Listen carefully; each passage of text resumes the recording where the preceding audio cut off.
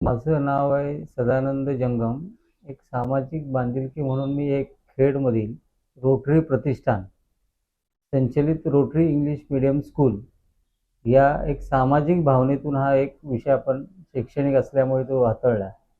मी डिसेंबर 2024 पासून rotary English medium स्कूलबाबत संबंधित विभागाकडे अर्थात जिल्हाधिकारी कार्यालय रत्नागिरी, प्रांत अधिकारी कार्यालय खेड या ठिकाणी पत्रव्यवहार करून जी अपेक्षित माहिती संकलित करून याबाबत जो पत्रव्यवहार केला ते खेड प्रांताधिकारी खेड यांनी निवासी अर्थात वसतिगृहाच्या येणेबाबतची जी काय अटी शर्तीचं भंग झालं म्हणून ते 1 जून 2024ला येणे ऑर्डर रद्द केली. याबाबतचं अपील जिल्हाधिकारी कार्यालय रत्नागिरी अप्पर जिल्हाधिकारी यांच्या न्यायालयात सुरू होतं. या अप्पर जिल्हाधिकारी न्यायालयात त्याबाबतचा निकाल 4 ऑगस्ट 2026 रोजी लागला.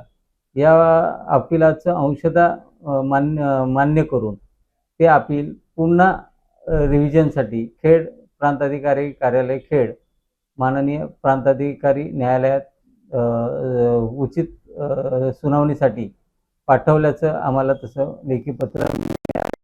बिनशेती याबाबत शैक्षणिक बिनशेती ही जिल्हाधिकारी कार्यालय रत्नागिरी यांच्याकडे दाखल केली होती.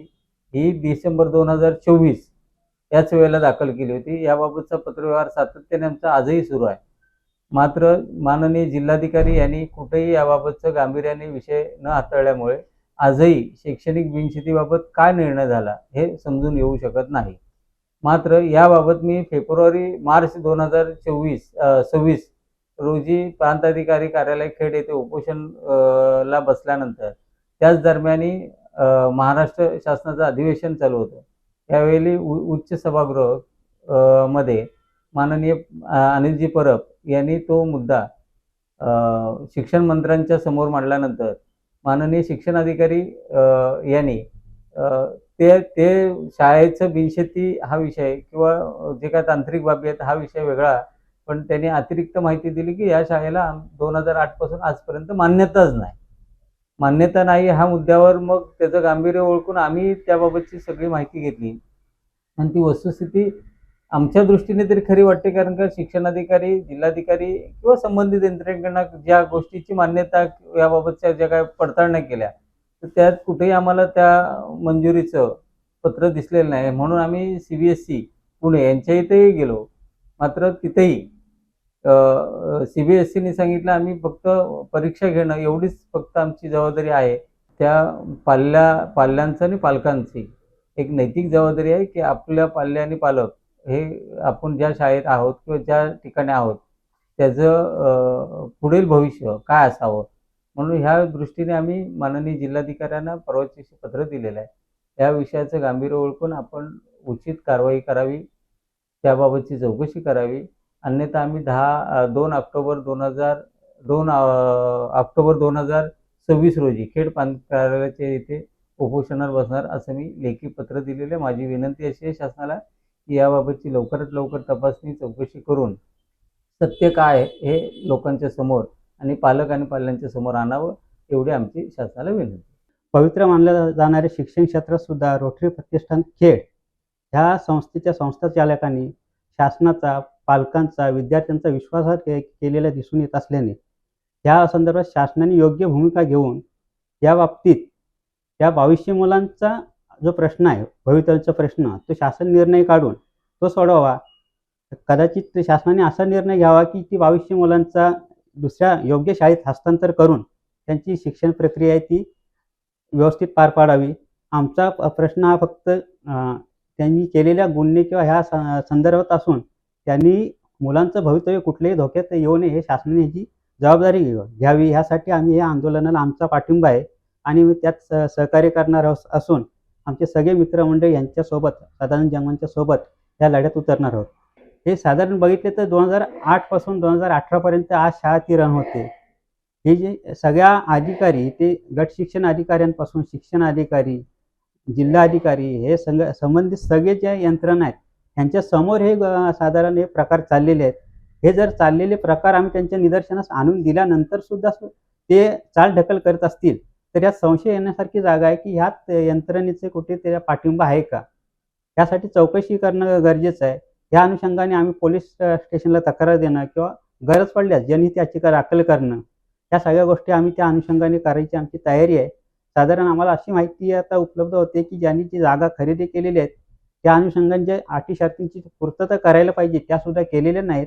त्याचा हा अभ्यासाचा भाग आहे. ती माहिती घेऊन आम्ही पुढील पत्रकार परिषद घेऊन या गोष्टीची आणखीन माहिती आहे पत्रकार मंडळींसमोर आणि जनतेच्या समोर आम्ही आणू.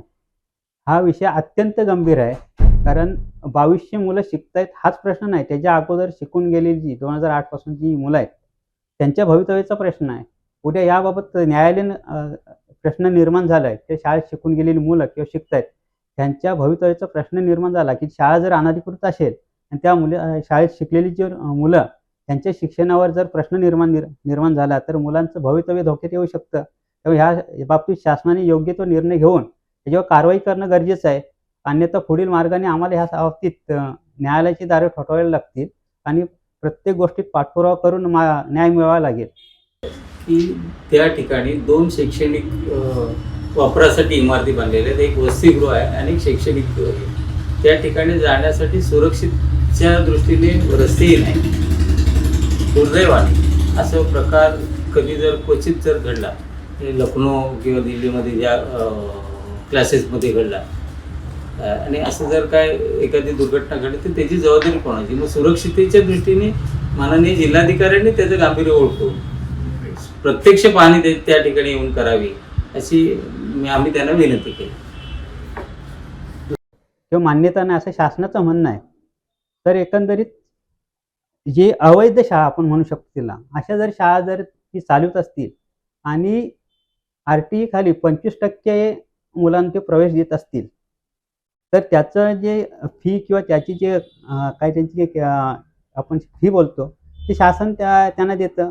त्यांनी ती शासनाकडनं वसूल केलेली आहे. एकतर हा बोगस शाळा असताना शासनाची फसवणूक करून ते पैसे लाखो रुपये वसूल केले, शासनाकडनं मिळवलेले आहेत. या बाबतीत सुद्धा फौजदारी गुन्हा दाखल होणं गरजेचं आहे आणि त्या प्रक्रियेसाठी आम्ही प्रयत्न करणार आहोत. कारण शासनाचे पैसे तुम्ही बोगस शाळेने मिळवलेत, शासनाने ही बाब गांभीर्याने घ्यायला पाहिजे.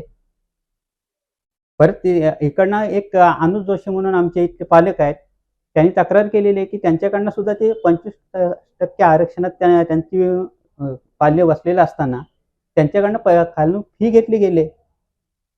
फी घेत असताना परत शासनाकडनंही वसूल करतायत. शासन मग त्या 25% जे विद्यार्थी दुर्बल घटकातील त्यांची फी शासन संस्थेला देतं, शाळेला पुरवतं. हे गुन्हा गंभीर आहे ना परत हा.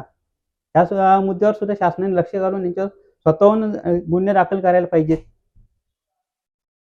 ही शासनाची फसवणूक आहे. या बाबतीत सुद्धा आम्ही शासन दरबारी पत्रव्यवहार करून तिथे हे शासनाचे निदर्शनास आणून देऊन पुढील कारवाईची आम्ही मागणी करणार आहोत.